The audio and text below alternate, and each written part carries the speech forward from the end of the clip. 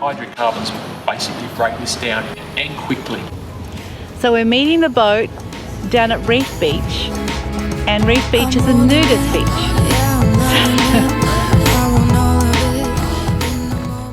I'm Adriana, and this is Jim.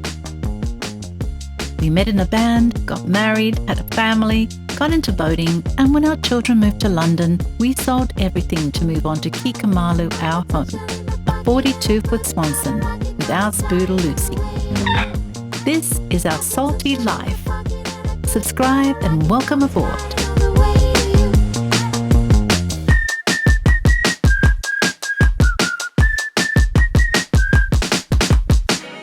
Last time we discovered a leak in our dinghy floor, removed the water accumulator, experienced a supercell storm that beached the catamaran, and packed our bags to go to Sydney. First port of call was to pick up a new floor for our dinghy. That's when Scott from Legend Marine explained something about dinghies that every boat owner should know. Right there, Sticky. it's just gone sticky in that spot there. Yeah. And I would say that if you've put a fuel tank on there, Yeah. the hydrocarbons basically break this down and quickly Right. as well. We had a mechanic, liveaboard mechanic, and he used to work in shorts, and he'd wipe his hand. What it came down to, his work shorts were actually burning the tops of the tubes. So this is like MEK, it's like does the same thing to a boat, to acetone work. But if I was to wipe that on there, you can see it's all coming off, just that little bit, it's breaking it down. Yeah. Whatever you wipe with the MEK must be covered, otherwise it'll burn. Anything stronger than this stuff, it's just not worth it. It's diminishing returns, isn't it? As we've decided to get a new dinghy, something lighter and more stable, we asked Scott about Hypalon. Is there any such thing as Hypalon now? And Hypalon is a brand name of the DuPont company, and they elected to stop producing Hypalon. The product is actually chlorosulfonated polyethylene, and it's now available from a French company called Penel. That's the ultralight. So on the bottom is the ultralight 290. That's about 38 kilos. So to do the same thing in the classic range, it is around about 60 kilos. Oh yeah, that is light. We're also interested in planing ability. Get on the plane, but the longer the boat, the better planing capability.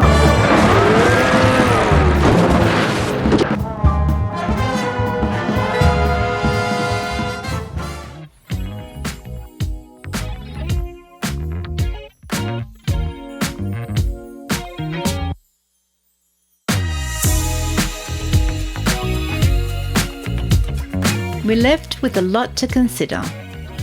What are your experiences with dinghies? Leave a comment below for us. We love to hear from you.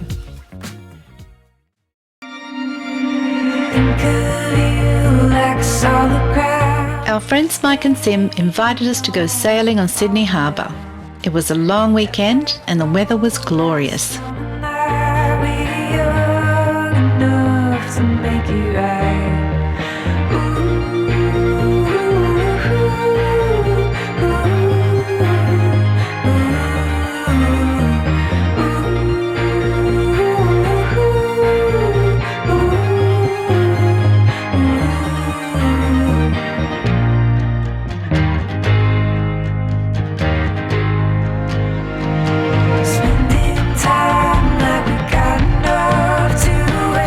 Day, Adrian.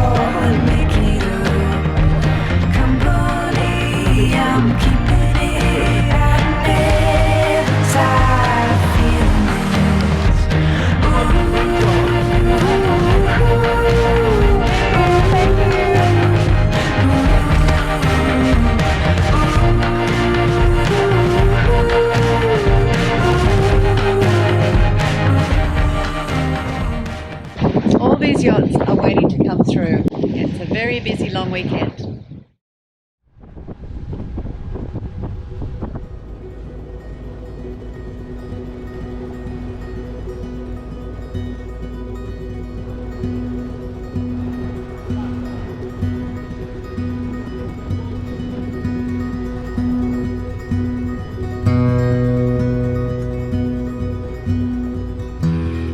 I remember the first time we went sailing with Mike and Sim. That was 20 years ago.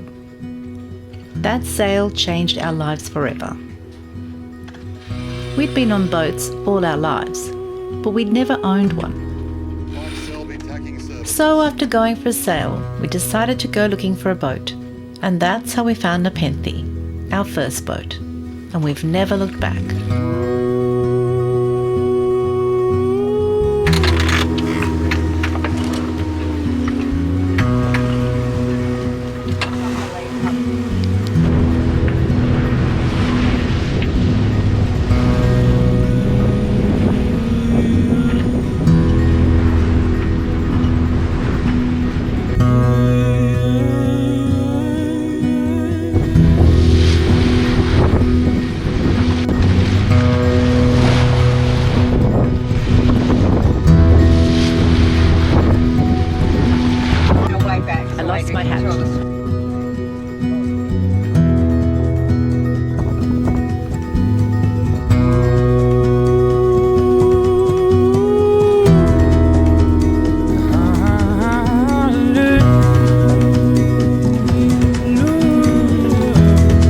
There's something magical about entering Sydney Harbour.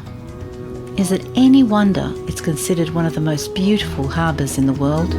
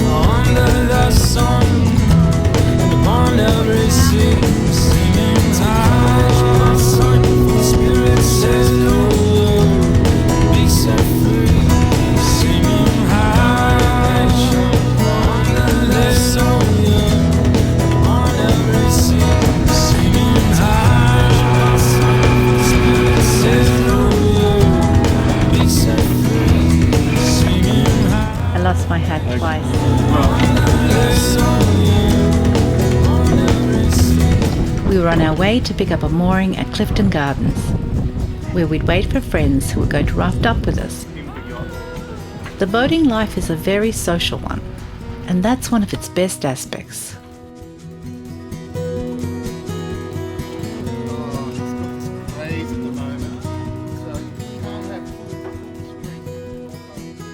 Third hat of the day.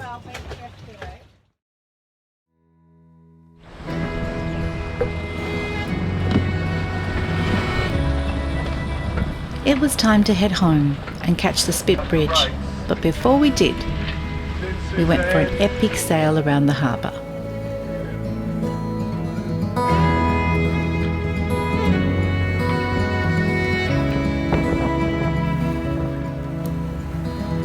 Sydney Harbour is the location of the first European settlement and colony on the Australian mainland. It's formed from a drowned river valley, and since 1770, it has been a boon for shipping. In 1957, Danish architect John Utzon won a competition to design the Sydney Opera House. It was completed 15 years later, but not before Utzon resigned from the project after Liberal government criticism of the project's cost and time.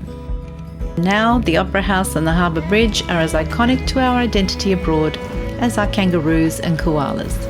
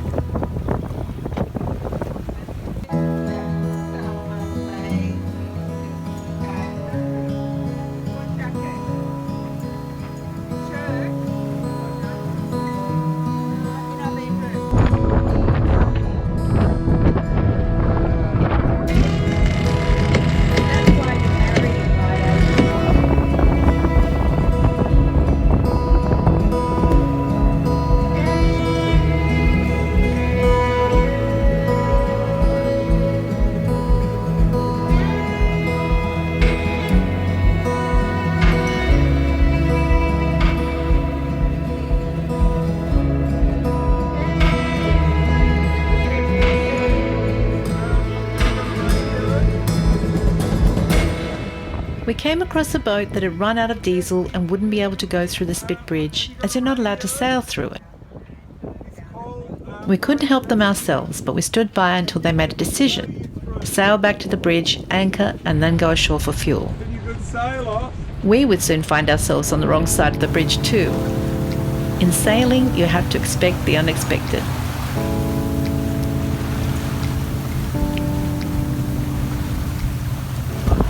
There she is. We just saw her at Port Stephens and now here she is in Sydney Harbour.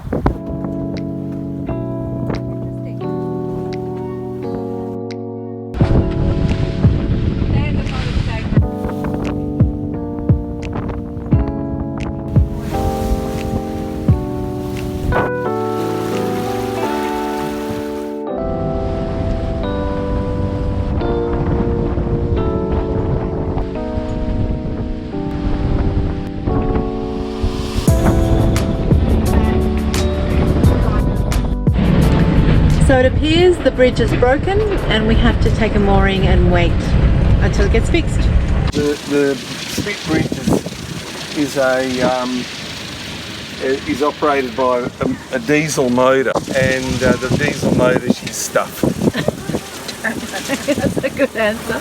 And now they have to get some diesel mechanic from somewhere. And it's a long weekend. And it's a he's long probably on his in the backyard, had 500 beers, and he's now got to drive all the way from the Central Coast to Osman, and he's going, my God, how do I even find the bloody spit bridge? Is the mechanic there yet? No, he's done his bit. God, great.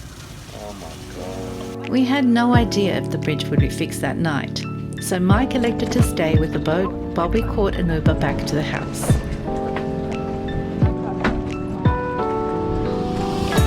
Thanks, Mike. Thanks, Mikey.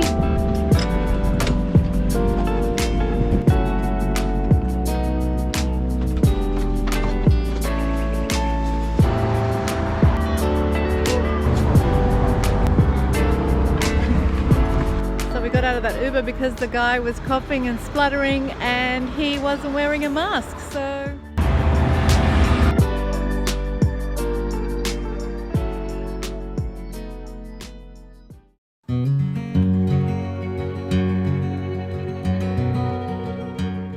This is Mike and Sim's house. Sometimes, when we come to Sydney, we stay here.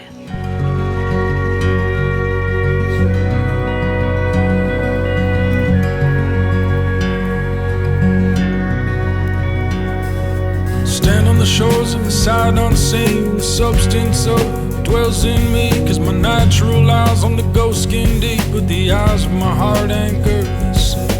Plumbing the depths to the place in between, the tangible world and the land of a dream, because everything here ain't quite what it seems, there's more. What do you think of Mike and Sim's house, Lucy? Do you like it? I think she does.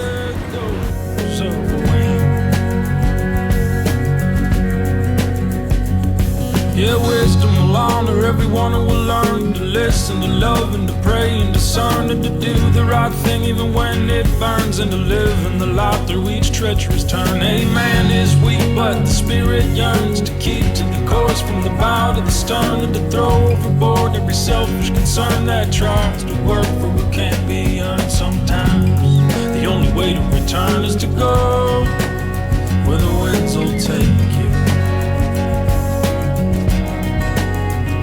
To let go of all you cannot hold. This is the room we stay in. So beautiful.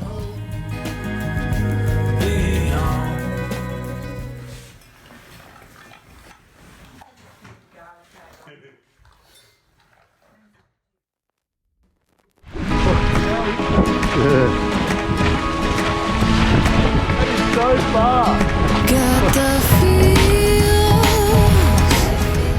Our time in the harbour wasn't over yet. We decided to go to Reef Beach for a raft up with sailing buddies we've known for years. Jim and Mike were going to take the boat there, and we were going to make lunch and go for a hike and meet them on the beach.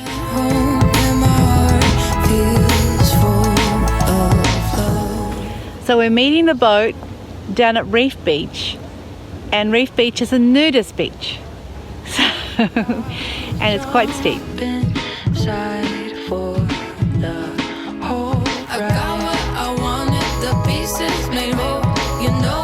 See it, it's our perfect world. It's all that I dreamed of, it's all I asked for. I'm living, I'm floating on cloud nine. Got the feels. There it is, Reef Beach. Luckily for us, no one was nude that day, and we didn't have to strip off. Later we discovered that the council had changed the beach from nude to clothing optional. I think the boys were having a joke on us.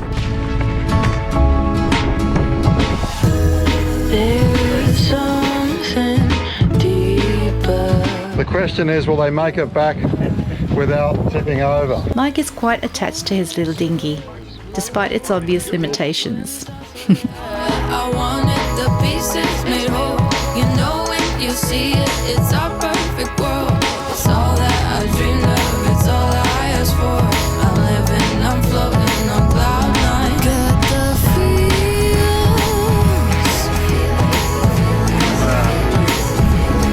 Got the feels.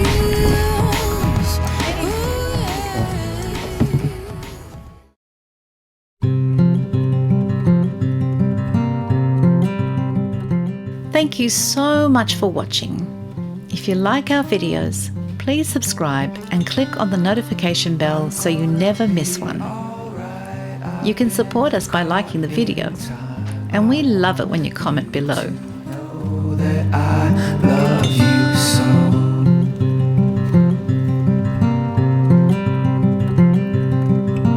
My friend, the skies are. Is that where we came down? Yes, I think so. So we have the choice. Yeah. Until next time, stay well, stay safe, and keep that tail wagging.